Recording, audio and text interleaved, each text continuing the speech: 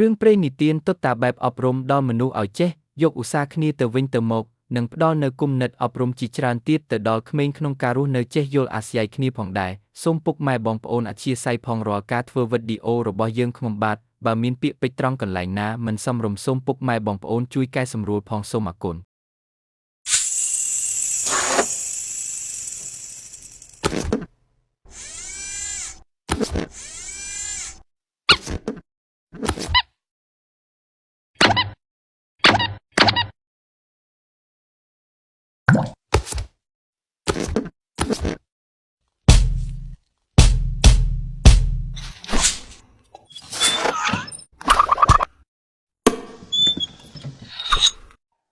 រឿងម៉ាកនិងមនុស្សផ្លែលឹកនៅក្លឹបរាត្រី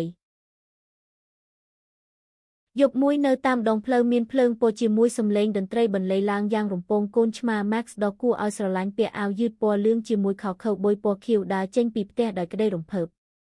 មនុស្សផ្លែលឹកដ៏រួសរាយរាក់ទាក់បានត្រៀមខ្លួនជាស្រេចពេលទៅដល់មាត់ទ្វារផ្ទះរបស់កូនឆ្មា Max គាត់បក់ដៃយ៉ាងរីករាយត្រៀមខ្លួនសម្រាប់រាត្រីដ៏សប្បាយកូនឆ្មា Max និងមនុស្សផ្លែលឹកដើរតាមដងផ្លូវដែលមានភ្លើងភ្លឺចិញ្ចែកតាមចិញ្ចើមផ្លូវពោពេញដោយសត្វធ្វើដំណើរទៅកន្លែងផ្សេងៗក្រោយមកពួកគេទៅដល់ក្លឹបរាត្រីដ៏ធំមួយដែលមានភ្លើងចែងចាំងនិងមានសត្វឈរជាជួររង់ចាំចូលក្លឹបមានសត្វស្វាកូរីឡាដ៏ធំមួយនៅការពារច្រកចូលអ្នកយាមបានពិនិត្យមើលការអញ្ជើញរបស់ពួកគេហើយអនុញ្ញាតឲ្យពួកគេចូលទៅខាងក្នុងម្ដងមួយពេលពួកគេបានចូលទៅដល់ក្លឹបបានចាប់ផ្ដើមឡើងដោយភ្លើងពណ៌និងសំឡេងតន្ត្រីនៅខាងក្នុងគឺសម្បូរទៅដោយសត្វគ្រប់ប្រភេទមានដូចជាសត្វតោទន្សាយខ្លាឃ្មុំនិងហ្វ្មេងហ្គោរាំនៅក្រោមភ្លើងឌីស្កូដ៏អស្ចារ្យមានក្រុមសត្វដែលរួសរាយរាក់ទាក់រួមទាំង DJ កញ្ជ្រោងដ៏សង្ហាម្នាក់ពាក់វ៉ែនតានិងសត្វស្វាដ៏គួរឲ្យអស់សំណើចដែលកំពុងរង់ចាំទទួលស្វាគមន៍កូនឆ្មា Max និងមនុស្សផ្លែលឹក DJ កញ្ជ្រោងបានចាប់ផ្ដើមចាក់ភ្លេងហ្វូងសត្វស្រែកហូរតាមចង្វាក់ភ្លេងយ៉ាងសប្បាយនៅក្លឹបបារកូនឆ្មា Max និងមនុស្សផ្លែលឹកពិសាភេសជ្ជៈផ្លែឈើដែលបម្រើដោយអ្នកក្រឡុកស្រាដ៏ទាន់សម័យ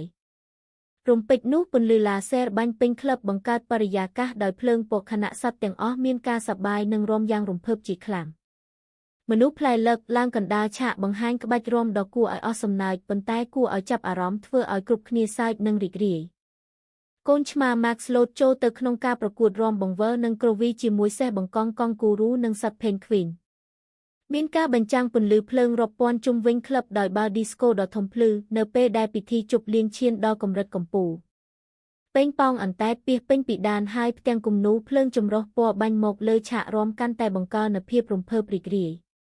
ពិធីជប់លៀងជិតឈានដល់ទីបញ្ចប់មានការបាញ់កាំជ្រួចផ្ទុះទៅលើមេឃបានបញ្ចេញពណ៌យ៉ាងអស្ចារ្យអ្នកចម្រៀងដ៏ល្បីមួយរូបបានឡើងលើឆាកដោយច្រៀងចម្រៀងជប់លៀងយ៉ាងអង្កងខណៈដែលហ្វូងសត្វច្រៀងតាមសត្វទាំងអស់ក្នុងក្លឹបចូលរួមរាំជាក្រុមយ៉ាងធំដោយអបអរជាមួយគ្នាដោយភាពរីករាយ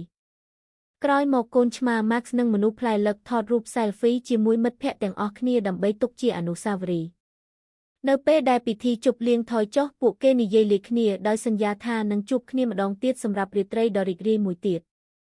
កូនឆ្មា Max និងមនុស្សផ្លែលឹកដើរត្រឡប់ទៅផ្ទះវិញក្រោមមេឃដែលមានផ្កាយនៅតែចងចាំសំឡេងយ៉ាងពីរោះរបស់ក្លឹបពេលត្រឡប់មកដល់ផ្ទះវិញកូនឆ្មា Max គេងញញឹមស្រមៃអំពីដំណើរកម្សាន្តបន្ទាប់របស់ពួកគេសូមអរគុណ